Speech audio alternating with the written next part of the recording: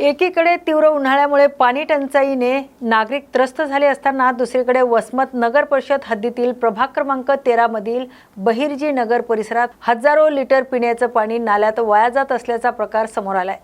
Joshi sir यांच्या किराणा दुकानाजवळील पाणी वाहिनीची wall खराब झाल्याने नळाला येणारं पाणी थेट नाल्यात जातंय।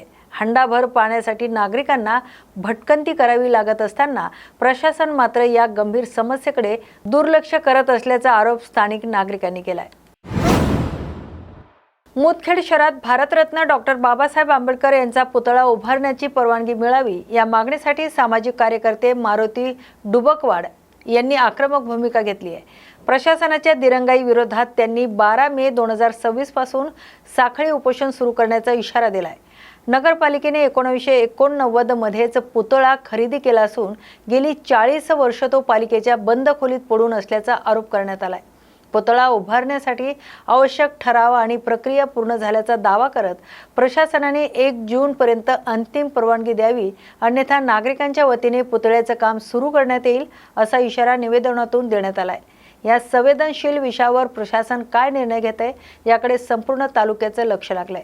म्हणणं आहे की 23 मध्ये उपोषण केले पहिलं आहे, त्यानंतर 25 मध्ये उपोषण 22 तारखेला चौथ्या महिन्यात केलेलं असून सतत बाबासाहेबांच्या पुतळ्याचं 40 वर्षांपर्यंत काम असल्यामुळे वारंवार पत्र देऊन सुद्धा शासन दखल घेत नसल्यामुळे आता हे साखळी उपोषण तिसरं ठेवलेलं असून आणि समिती आम्ही गठीत करण्यासाठी पत्र दिले असताना आम्ही एक-दोन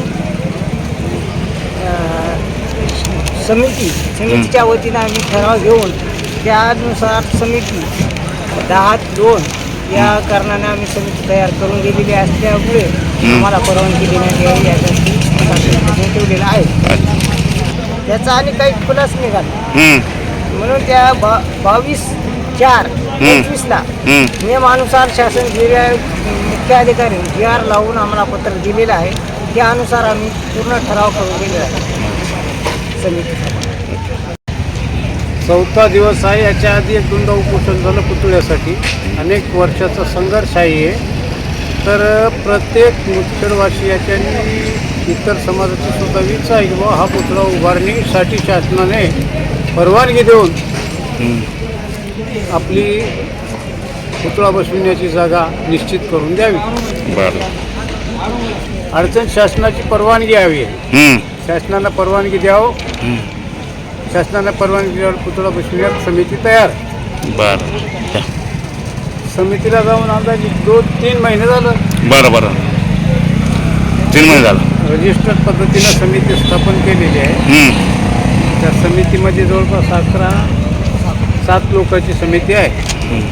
त्या समितीमार्फत सुद्धा निवेदन कलेक्टरला जिल्हाधिकारी देण्यात आलेलं आहे, इतर सर्व अधिकाऱ्यांना। पण अजून काही जिल्हाधिकारी तशा पद्धतीची प्रक्रिया सुरू केलेली नाही। आखाती देशातील तणावपूर्ण परिस्थितीमुळे गॅस तुटवड्याची शक्यता लक्षात घेता शासनाने बीड जिल्ह्यात पुन्हा रॉकेल वितरण सुरू करण्याचा निर्णय घेतलाय। अनेक वर्षांनंतर अंबाजोगाई येथील केरोसिनचा पहिला 15,000 लिटरचा टँकर दाखल झाला असून तहसीलदार विलास तरंगे यांच्या हस्ते त्यांचं उद्घाटन करण्यात आलंय। अन्न नागरी पुरवठा विभाग आणि जिल्हाधिकारी कार्यालयाच्या मार्गदर्शनाखाली हा पुरवठा सुरू करण्यात आलाय। प्रायोगिक तत्वावर अंबाजोगाई तालुक्यातील 45,000 लाभार्थ्यांना प्रत्येकी 3 लिटर रॉकेल 62 रुपये प्रति लिटर दराने उपलब्ध करून दिले जाणार आहे। लवकरच बीड जिल्ह्यातील सर्व तालुक्यांमध्ये स्वस्त धान्य दुकानांमार्फत रॉकेलचा वितरण सुरू होणार असल्याची माहिती प्रशासनाने दिली आहे। आज अन्न नागरी पुरवठा मंत्रालय तसंच माननीय जिल्हाधिकारी बीड यांच्या मार्गदर्शनाखाली अंबाजोगाई तालुक्यामध्ये पहिलं केरोसिनचं सबसिडीचं रॉकेलचं टँकर प्राप्त होत आहे। याची क्वांटिटी 15 KL म्हणजेच 15,000 लिटर आहेत। माझे एकूण ह्या तालुक्यातील 45,000 लाभार्थी आहेत। प्रति लाभार्थी पिवळं कार्ड असेल, केशरी कार्ड असेल म्हणजेच अन्न सुरक्षा, अंत्योदय, शुभ्र आणि APL हे प्रति कार्डधारकाला प्रत्येकी 3 लिटर याप्रमाणे त्याचं वितरण होणार आहे। प्रथम येणाऱ्याला प्रथम प्राधान्याने हे केरोसिन विक्रेते जे आहेत ते आम्ही नियतन काढले, त्याच्याप्रमाणे त्याची यादी पण आम्ही फ्लॅश आऊट करू, त्याप्रमाणे हे वितरण होणार आहे. याचा रेट साधारणपणे 62 रुपये आहे प्रति लिटरप्रमाणे. तर याद्वारे मी असं आवाहन करतो की नागरिकांनी याला प्रतिसाद द्यावा आणि केरोसिनचं वाटप आणि उचल ही वेळेत होईल आणि पुढं देखील आपल्याला आवश्यकतेनुसार कोणाची मागणी आली तर निश्चितपणे ते जिल्हाधिकारी महोदयांना आपण कळवू. कंपन्याकडून ग्राहकांची होत असलेली आर्थिक लूट थांबवण्यासाठी अखिल भारतीय ग्राहक पंचायत आक्रमक झाली आहे. तर 25 मे रोजी दिल्लीतील जंतर मंतर येथे भव्य राष्ट्रीय मोर्चाचं आयोजन करण्यात आलंय. तर अकोले तालुका शाखेच्या वतीने नायब तहसीलदार लोहारे यांना निवेदन देत केंद्र सरकारने MRP कायद्यात तातडीने सुधारणा करावी अशी मागणी करण्यात आली. संघटनेच्या मते बाजारातील वस्तूंवर केवळ अंतिम विक्री किंमत म्हणजेच MRP छापली जाते, मात्र उत्पादन खर्चाची माहिती ग्राहकांना दिली जात नाही. त्यामुळे प्रत्येक वस्तूवर MRP सोबत उत्पादन खर्चही छापण्यात यावा अशी मागणी करण्यात आली. या संदर्भात 25 मे रोजी देशभरातील ग्राहक प्रतिनिधी जंतर मंतर येथे एकत्र येत केंद्र सरकारकडे पारदर्शकतेसाठी कायदा करण्याची मागणी करणार आहे. परभणी जिल्हा विधी सेवा प्राधिकरणाच्या वतीने जिल्हा कारागृहातील बंदिवान आणि त्यांच्या नातेवाईकांसाठी निधी सेवा मदत केंद्र सुरू करण्यात आले. या केंद्राचं उद्घाटन विधी सेवा प्राधिकरणाचे सचिव तथा न्यायाधीश भूषण काळे यांच्या हस्ते पार पडले. यावेळी कारागृह अधीक्षक राजेंद्र मरळे, विधी सेवा प्राधिकरणातील वकील, कारागृह कर्मचारी तसेच बंदी बांधवाचे नातेवाईक उपस्थित होते. या केंद्राच्या माध्यमातून बंदिवान आणि त्याच्या कुटुंबियांना मोफत कायदेशीर मदत, मार्गदर्शन आणि विविध शासकीय योजनांची माहिती उपलब्ध करून दिली जाणार आहे. या उपक्रमामुळे आर्थिकदृष्ट्या दुर्बल आणि गरजू नागरिकांना न्याय प्रवेश अधिक सुलभ होणार असल्याचं सांगण्यात आलंय. जिल्हा विधी सेवा प्राधिकरणाच्या या उपक्रमाच्या विविध स्तरातून स्वागत होतंय. परभणी जिल्हा कारागृह येथे आज कंपनीच्या मदतीसाठी विधी सेवा प्राधिकरणाच्या वतीने मदत केंद्राचे उद्घाटन करण्यात आले आहे. आपल्यासोबत विधी प्राधिकरणाचे सचिव आदरणीय भूषण कांबळे साहेब आहेत, काळेसाहेब आहेत. आपण त्यांना विचारूया या मदत केंद्राचं काय कार्य राहील, तो काय मदत मिळणार आहे बांधवांच्या नातेवाईकांना. नमस्कार. सर्वात प्रथम न्यूज मराठी यांच्या सर्व प्रेक्षक वर्गांना माझा नमस्कार. जिल्हा विधी सेवा प्राधिकरण परभणी माननीय सर्वोच्च न्यायालय यांच्या आदेशानुसार न्यायालयामध्ये जे बंदी जातात आणि मग नंतर त्यांची जामीन होत नाही, ते तुरुंगात राहतात, अशा बंद्यांना भिडण्यासाठी त्यांची घरचे नातेवाईक मित्र मंडळी येतात. परंतु ते कुठल्या गुन्ह्यामध्ये आहे, त्यांना काय मदत पाहिजे, केव्हा जामीन होऊ शकते, कोणत्या न्यायालयामध्ये आहे, काय केलं पाहिजे, या विविध प्रकारची न्यायालयीन माहिती त्यांना नसते. त्यामुळं अशा प्रकारची न्यायालयीन माहिती देण्याकरता माननीय सर्वोच्च न्यायालयाच्या आदेशानुसार बंद्यांच्या नातेवाईकाकरता विधी सेवा मदत केंद्राचं आज इथे उद्घाटन झालं.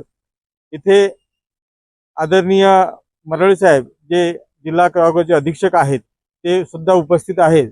त्यांनी सुद्धा आपल्या इथे या उद्घाटनासाठी फार मदत केलेली आहे आणि आमच्या कार्यालयाचे सर्व म्हणजे त्याला आपण समोर उपस्थित असलेले सर्व सदस्य, नंतर आमच्या LADCचे सर्व वकील मंडळी येथे येणार लोकांना, नातेवाईकांना कशा प्रकारची विधी सेवाची मदत जी पाहिजे आहे ती आम्ही देण्यास तत्पर आहोत. कुणालाही अडचण येणार नाही. आणि याचा मुख्य उद्देश असा आहे की जे नातेवाईक भेटण्यासाठी येतात त्यांना अडचण येऊ नये, हा त्याचा मागचा मुख्य उद्देश आहे. परभणी शहर महानगरपालिकेच्या नवनिर्वाचित पदाधिकारी आणि सदस्यांची पहिली सर्वसाधारण सभा शुक्रवारी पार पडली. रात्री उशिरापर्यंत चाललेल्या या सभेत विषय पत्रिकेवरील 23 पैकी 22 विषयांना मंजुरी देण्यात आली. काही विषयांवर वादळी तर काही विषयांवर सामंजस्यपूर्ण चर्चा झाल्याचं पाहायला मिळाले.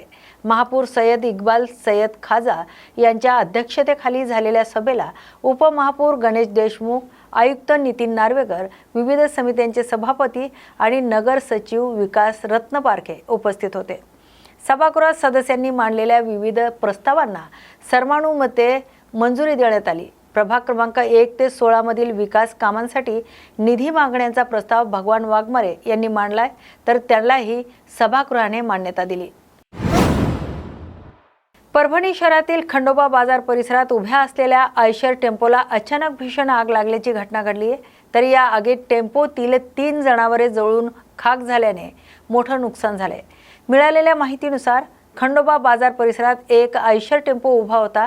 अचानक टेम्पोमधून धूर निघू लागल्यानंतर काही क्षणातच आगीने रौद्र रूप धारण केलंय। आग लागल्याचं लक्षात येताच परिसरातील नागरिकांनी तातडीने घटनास्थळी धाव घेत आग विझवण्याचा प्रयत्न केलाय। तसेच अग्निशमन दलालाही त्वरित माहिती देण्यात आली। दरम्यान टेम्पोमध्ये असलेले 3 जनावरं आगीत होरपळून मृत्युमुखी पडले। या घटनेमुळे परिसरात एकच खळबळ उडाली होती। आग लागण्याचं नेमकं कारण अद्याप समजू शकलं नाही, तरी पुढील तपास सुरू आहे।